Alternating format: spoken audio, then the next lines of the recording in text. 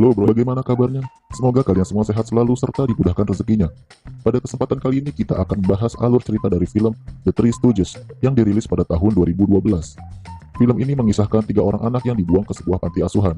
Mereka semua dirawat sampai besar oleh para suster di sana. Suatu hari panti tersebut disita karena terlilit hutang. Tiga anak ini berjanji untuk melunasi hutang tersebut. Apakah mereka mampu melunasinya? Namun sebelum lanjut ke videonya, kalian bisa klik tombol subscribe secara gratis serta nyalakan notifikasinya agar kalian tidak ketinggalan video menarik lainnya. Langsung saja kita menuju ke alur ceritanya. Film dimulai dengan memperlihatkan anak-anak yang sedang bermain. Mereka semua tinggal di sebuah panti asuhan yang dirawat oleh para biarawati. Suster Mary menghampiri mereka untuk berhenti bermain dan harus mengerjakan tugas mereka masing-masing. Anak-anak tersebut sempat menolak karena mereka masih ingin bermain. Karena Suster Mary mempunyai sifat yang sedikit galak, akhirnya mereka semua menuruti perintah Suster Mary. Saat itu juga, ada sebuah mobil yang melaju kencang menuju ke area panti. Mereka membuang sebuah tas besar ke depan panti lalu pergi begitu saja. Suster Mary yang masih berada di luar, sedikit heran dengan isi dari tas tersebut. Dengan rasa penasaran, Suster Mary langsung membuka tas itu. Seketika muncul sebuah tangan anak kecil yang meninju wajahnya sampai dirinya terpental. Tiba-tiba keluar seorang suster lainnya. Ternyata ia melihat ada tiga anak bayi di dalam tas itu. Anak bayi tersebut memiliki penampilan yang cukup unik. Bayi-bayi itu bernama Mo yang memiliki rambut mangkok, Larry yang memiliki rambut keriting, sedangkan Curly yang botak. Gue juga nggak tahu siapa dan mengapa mereka membuang bayi-bayi tersebut. Suster itu memanggil rekan-rekannya. Mereka semua yang melihatnya ingin merawat bayi itu dengan penuh kasih sayang. 10 tahun pun berlalu. Keluhan mulai terlihat dari para suster di panti tersebut. Ternyata tiga anak bayi yang sudah tumbuh besar menjadi pemicu keresahan di panti itu. Beberapa suster sudah tidak mau lagi mengurusi mereka. Suster Mary yang sedang sakit gigi ternyata jadi bahan kenakalan tiga anak itu. Dirinya diikat di sebuah meja. Seolah-olah Suster Mary adalah pasien yang perlu penanganan. Mereka akan mencabut giginya Suster Mary. Mo meminta temannya untuk mengambilkan obat bius. Ternyata obat bius itu sebuah palu kayu. Curly lalu memukulkan palu tersebut tepat di kepala Suster Mary. Seketika Suster Mary pun tertidur. Kepala suster panti itu tiba-tiba menghampiri kamar mereka. Lalu mereka membuat keadaan seperti tidak terjadi apapun.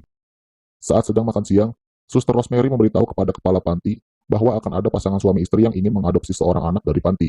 Suster Ricarda menyarankan untuk menyembunyikan anak yang lain kecuali Mo, Larry, dan Curly, karena para suster ingin sekali mereka bertiga dijadikan pilihan utama untuk diadopsi. Namun kepala panti tidak setuju dengan saran itu, karena setiap anak berhak diadopsi. Seketika Suster Mary datang dan ingin pamit berhenti dari pekerjaannya. Melihat keadaan Suster Mary, kepala panti berubah pikiran dan setuju dengan saran tersebut. Suster Mary pun tidak jadi mengundurkan diri. Singkat cerita, pasangan tersebut sudah tiba di panti. Mereka adalah Tuan dan Nyonya Herter. Mereka sempat menanyakan anak yang lainnya. Namun Suster Rosemary meyakinkan kalau hanya ada tiga anak di panti itu.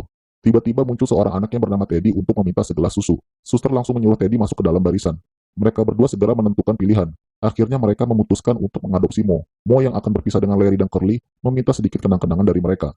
Saat di perjalanan, orang tua asuh Mo menetapkan hari itu sebagai hari ulang tahunnya. Mereka meminta Mo untuk menyebutkan hadiah apapun yang ia inginkan. Mo ingin kalau mereka kembali lagi ke panti untuk membawa kedua temannya. Setelah melakukan pertimbangan, akhirnya mereka kembali ke panti. Sesampainya di panti, mereka justru mengembalikan Mo dan memilih Teddy sebagai anak asuhnya. Larry dan Curly merasa senang karena Mo tidak jadi berpisah. 25 tahun pun berlalu. Mereka diberi tugas oleh Suster Mary untuk memperbaiki lonceng. Namun pekerjaan mereka sampai saat ini tidak kunjung selesai. Saat Suster Mary menghampiri mereka di gudang, ternyata selama ini suara yang membuat seolah-olah mereka sibuk hanyalah suara dari sebuah tape recorder. Justru mereka sedang menikmati tidurnya. Suster Mary yang dibuat jengkel langsung membangunkan mereka dengan menjatuhkan tempat tidurnya. Mereka bertiga diminta untuk segera menyelesaikan tugasnya. Panti asuhan mereka kedatangan seorang pendeta yang bernama Redleaf. Pendeta itu ingin bertemu dengan kepala panti untuk membicarakan suatu hal penting. Di sisi lain, terlihat anak laki-laki yang bernama Pizer membawakan sepiring keju untuk Morph yang sedang sakit. Morph sangat menikmati keju itu. Namun saat mengetahui keju itu diambil dari perangkap tikus, Morph segera membuangnya. Pizer bercerita kalau ia sedang kesepian, karena saudara kandungnya yang bernama Wizard sudah diadopsi oleh orang lain. Pizer mengaku hanya memiliki Morph saat ini sebagai temannya. Sementara itu, Pendeta Redleaf memberikan surat untuk menyita panti asuhan tersebut. Kepala panti meminta Suster Mary agar memberitahu hal ini kepada Mo, Larry, dan Curly. Terlihat Curly datang dengan membawa gergaji mesin dalam kondisi menyala. Ia merasa kesulitan untuk membawa alat itu ke atas. Gue bingung sama si Curly, kenapa nggak dimatiin dulu gergaji mesinnya? Akhirnya Curly mengikatkan gergaji itu dengan tali. Namun saat dia naik tangga, tanpa disadari gergaji tersebut memotong satu persatu anak tangga. Saat Suster Mary menghampiri mereka, ia disambut dengan palu yang mengarah ke dirinya. Untung saja palu tersebut tidak mengenainya. Tidak sampai situ saja, lagi-lagi Suster Mary harus terkena lonceng besar yang menimpa dirinya. Melihat Suster Mary yang pingsan, mereka turun untuk membantu. Tapi tangga tersebut sudah terbelah menjadi dua. Mereka pun terjun dan menimpa Suster Mary. Pendeta Redleaf juga menjadi korban kenakalan mereka. Akhirnya mereka diberitahu kalau panti asuhan tersebut akan ditutup karena hutangnya mencapai $830.000. Satu-satunya cara agar panti bisa dibuka kembali dengan melunasi semuanya. Itu pun hanya diberi waktu 1 bulan. Mo, Larry, dan Curly memutuskan pergi ke kota untuk mencari uang. Mereka mendapat support dari para suster dan anak-anak di panti tersebut. Mereka juga diberi sedikit uang untuk modal hidup di kota. Namun belum apa-apa, nasib sial terus-menerus menimpa mereka. Scene berpindah. Terlihat sepasang kekasih yang bernama Lydia dan Meg sedang berencana untuk membunuh suaminya Lydia. Ternyata Meg merupakan selingkuhannya Lydia. Namun mereka tidak berani untuk melakukan rencana tersebut. Tidak lama, terdengar suara gaduh dari luar. Ternyata itu adalah Larry, Mo, dan Curly sedang mempromosikan diri mereka untuk mencari pekerjaan. Tidak lama kemudian, Lydia datang dan menawarkan mereka pekerjaan dengan bayaran yang sesuai. Curly yang polos menganggap kalau itu seperti pekerjaan membunuh. Tapi memang benar kalau mereka akan disuruh membunuh suaminya Lydia. Seketika Meg keluar dari mobil dan mengaku sebagai suaminya Lydia. Akhirnya mereka setuju dengan kesepakatan itu. Meg memberitahu mereka rencana pembunuhannya. Karena Meg mengaku suaminya Lydia, Meg seketika dibuat menderita oleh mereka saat itu juga.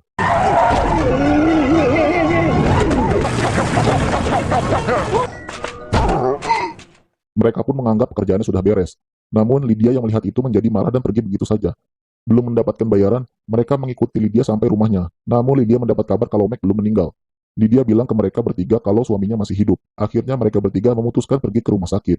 Saat tiba di rumah sakit, mereka terlambat karena jam untuk menjenguk pasien sudah habis. Mereka meminta petugas resepsionis untuk mengizinkan mereka. Namun peraturan tetap berlaku. Mereka yang tidak kehabisan akal, seketika menyamar menjadi petugas medis. Corley disuruh menanyakan kamar tempat Meg dirawat. Namun dirinya sedikit mendapat godaan karena penampilannya. Setelah berhasil mendapatkan nomor kamar, mereka bertemu dengan resepsionis itu lagi. Mereka pun berlari dan bersembunyi di salah satu ruangan. Ternyata mereka masuk ke ruang penyimpanan bayi. Staf ruangan yang melihat mereka, akhirnya menugaskan Mo dan Curly untuk mengganti semua popok bayi tersebut. Seketika mereka mendapat sambutan indah dari para bayi. Mereka dikencingi oleh bayi-bayi itu. Justru hal tersebut dimanfaatkan oleh mereka menjadi wahana yang menyenangkan. Saat staf itu datang, mereka pun kabur dari ruangan itu. Akhirnya mereka berhasil menemukan ruangan tempat Meg dirawat. Mo menggunakan pasien lain sebagai penahan pintu, agar tidak ada yang masuk. Bukannya beraksi, mereka malah terfokus terhadap siaran TV. Meg yang terbangun pun sadar akan kehadiran mereka. Meg seketika langsung menyembunyikan dirinya. Larry yang sadar melihat kalau Meg sudah pergi. Namun Mo yang sedikit lebih pintar, tahu kalau Meg hanya bersembunyi. Mereka sudah menyiapkan dinamit untuk meledakkan Meg. Justru Meg malah melempar balik. Mo juga nggak mau kalah. Ia kembali memasukkan dinamit itu dan seketika meledak. Meg yang udah nggak tahan ngadepin mereka, memohon untuk tidak mengganggunya lagi. Tidak lama kemudian, resepsionis itu kembali lagi dengan membawa 2 orang polisi. Mereka semua main kejar-kejaran. Mereka sampai di ruangan pakaian. Salah satu polisi dibuat pingsan oleh mereka. Mo meminta alat kejut, namun di ruangan tersebut hanya ada setrika. Mo langsung menempelkan setrika panas itu ke dada si polisi. Mereka pun langsung kabur. Kali ini mereka berakhir di rooftop. Karena tidak ada lagi jalan lain, mereka memanfaatkan selang pemadam untuk turun. Namun hal itu tidak bertahan lama, dan mereka pun terjatuh menimpa seorang pria. Pria itu mengenali mereka. Ternyata ia adalah Teddy. Namun saat ini ibunya Teddy yang bernama Nyonya Harter sudah meninggal akibat kecelakaan. Teddy menawarkan mereka untuk tinggal di rumahnya. Namun Mo menolak karena mereka punya urusan yang harus diselesaikan. Seketika mereka ingat dengan uang simpanan yang diberikan oleh suster. Mereka akan gunakan uang itu untuk modal berkebun. Di sisi lain ternyata suaminya Lydia adalah Teddy. Teddy menunjukkan foto temannya kepada Lydia. Seketika Lydia kaget karena teman suaminya merupakan 3 pria yang membuat dirinya jengkel. Teddy juga berencana mengundang mereka ke pesta hari jadi pernikahan mereka berdua. Singkat cerita, mereka membuka usaha ikan salmon.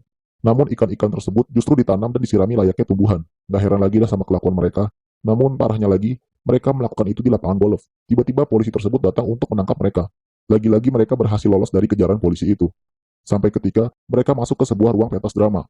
Di situ mereka saling bertengkar. Corley dan Larry menyalahkan Mo karena membawa mereka pada situasi seperti ini. Akhirnya Corley dan Larry pergi meninggalkan Mo. Tiba-tiba Mo mendapat apresiasi dari para juri yang sudah berada sejak mereka bertengkar. Mereka menganggap kalau itu sebuah pertunjukan drama komedi. Akhirnya Mo direkrut menjadi pemeran untuk acara reality show terkenal.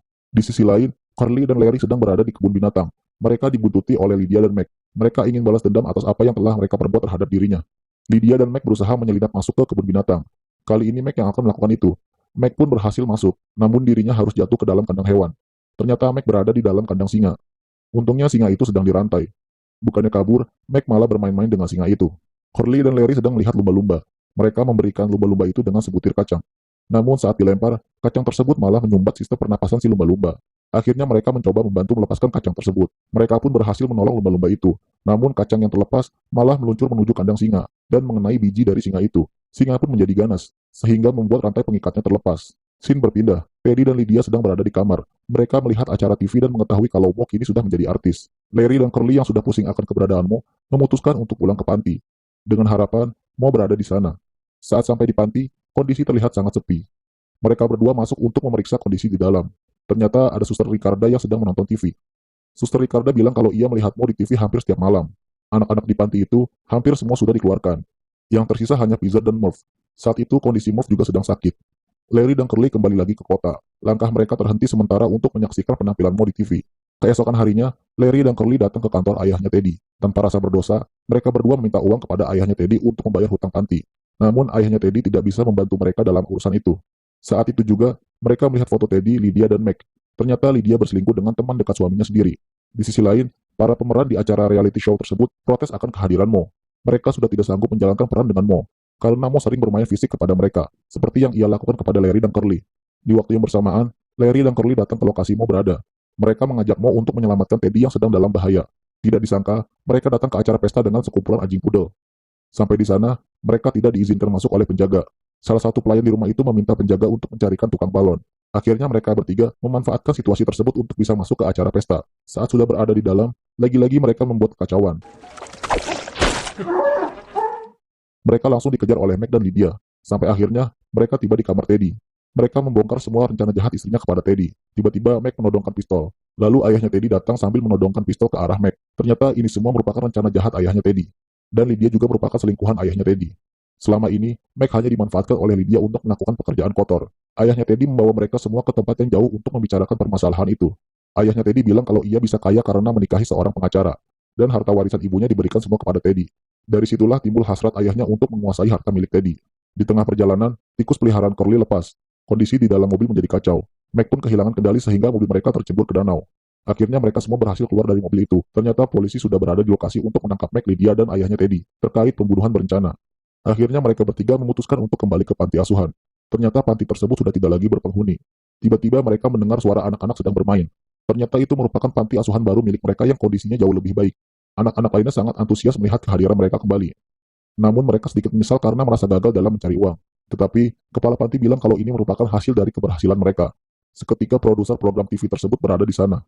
Ia akan melakukan kerjasama kontrak dengan mereka bertiga untuk menjadi artis reality show berikutnya. Mereka sepakat untuk menandatangani kontrak itu. Seketika Teddy juga hadir bersama wanita yang bekerja di kantor ayahnya. Namun kali ini wanita itu menjadi pasangannya Teddy. Mereka datang dengan tujuan untuk mengadopsi Teaser. Mereka juga telah mengadopsi Weezer yang merupakan saudara kandung dari Teaser.